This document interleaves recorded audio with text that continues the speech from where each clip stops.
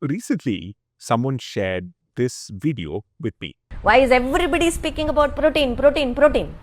and it got me thinking about how we let social media distort reality in such a convincing way.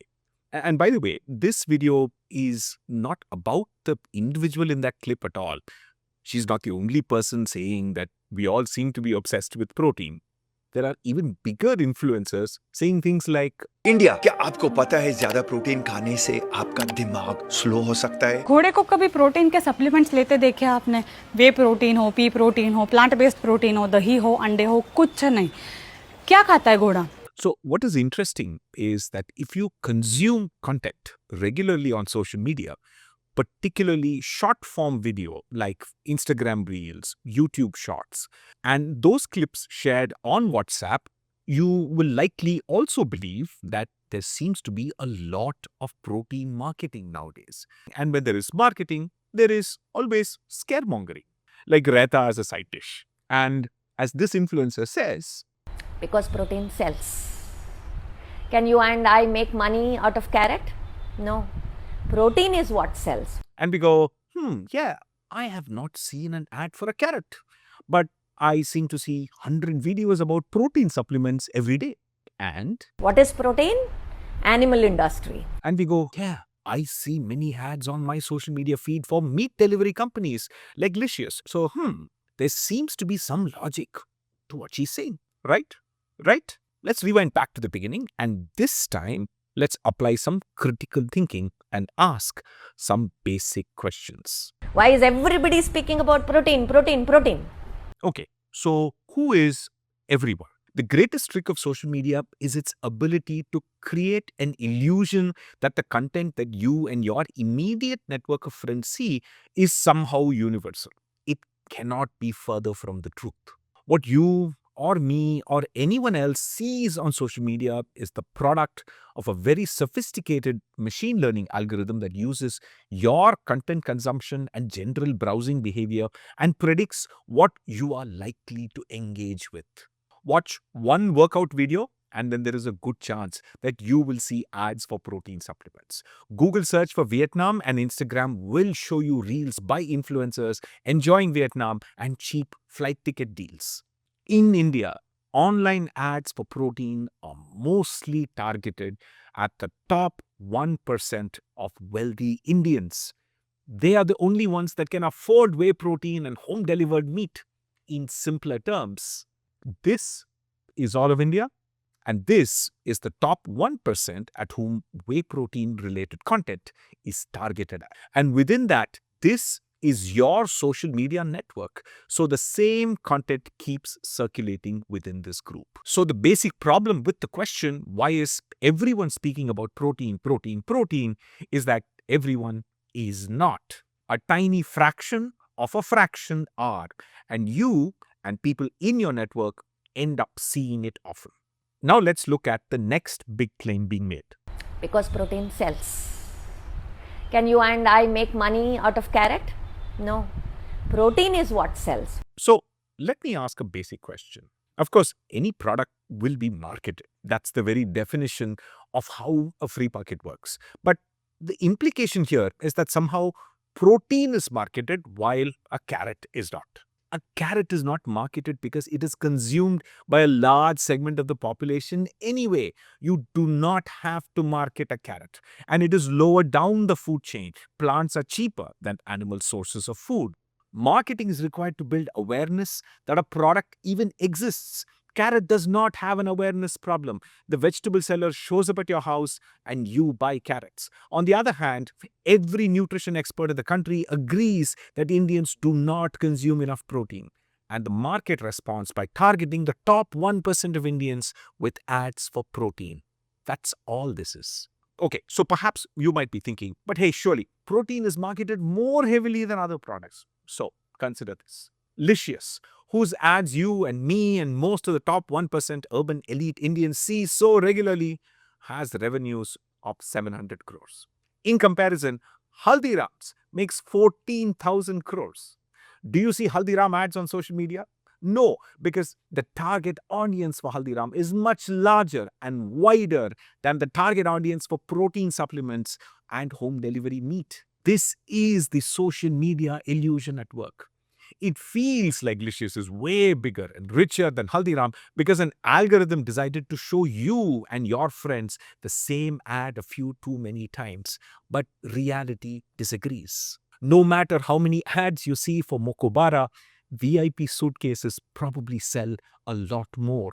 But one more point here. The idea that some product must be questionable because it is marketed heavily is worth thinking about. If you argue that protein is marketed heavily, then let me point out that the size of the protein market in India is estimated to be about 2,000 crores. The size of the Ayurveda market is 2 lakh crores. You cannot have it both ways. And then she says, What is protein? Animal industry. this again is a common fallacy. Let me explain.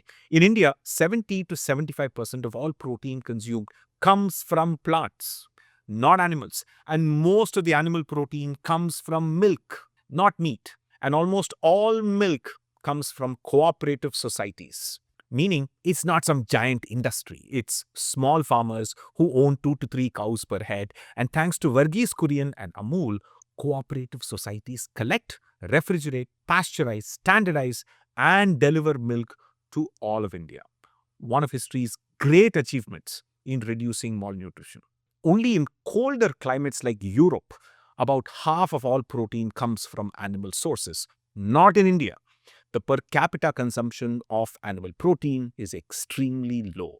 Again, this is an illusion created by a small group of people like us watching the same content on social media and somehow assuming that virality equals reality. Social media virality is the illusion of reality. It is not reality. You have to put your phones down, consider the average Indian, not the elites like us using Instagram and YouTube and seeing ads for meat delivery, and realize the reality of the world. We are a protein undernourished country with most protein actually coming from grains like rice and wheat.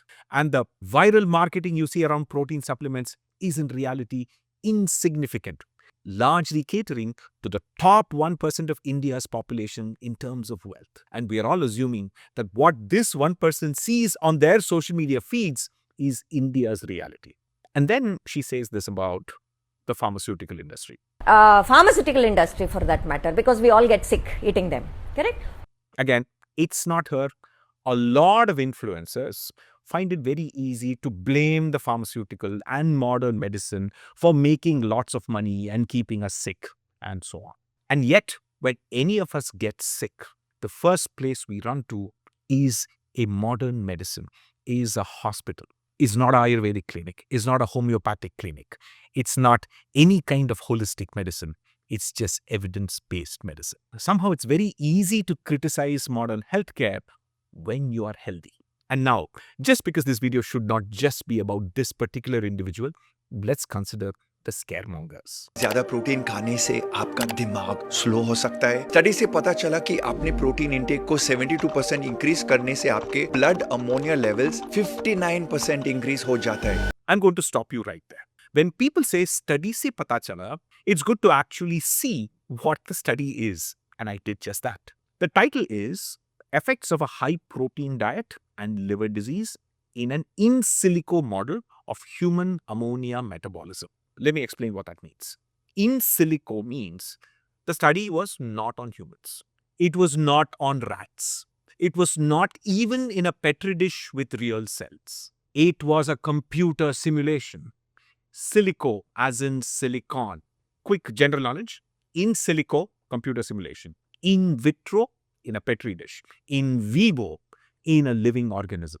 A computer simulation is often done to test a hypothesis, then it's confirmed by in vitro and in vivo studies. This particular simulation was aimed at finding out what happens to how the body handles ammonia if protein consumption increases. And here is the best part.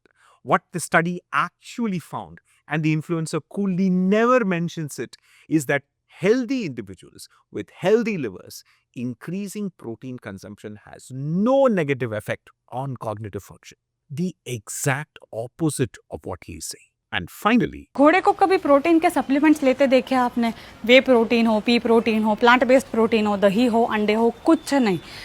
क्या खाता है घोड़ा? चना खाता है, घास खाता है, और जो हॉर्स ग्राम है, जिसको नाम ही दिया है उसका, कुलित जिसको बोलते हैं, हुलगा जिसको बोलते हैं, वो खाता है.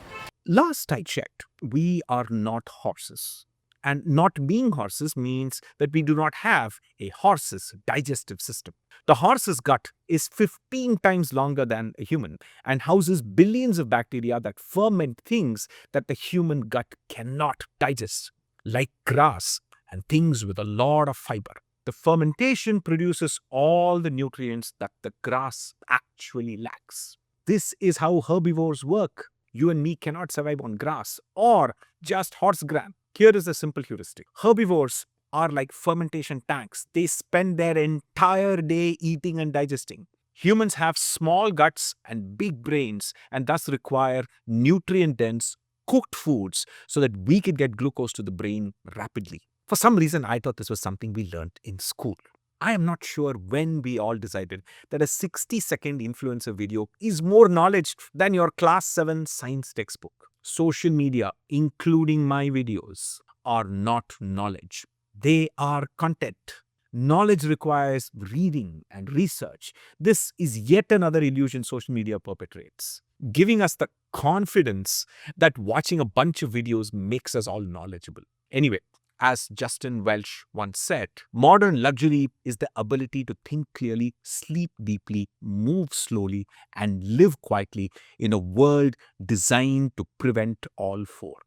Explaining the science of food and debunking pseudoscience is hard work. So I request you to consider becoming a member of this channel. Members get to be part of a private group that will work together to dig into the science of food in far more detail and also discover the true joy of food.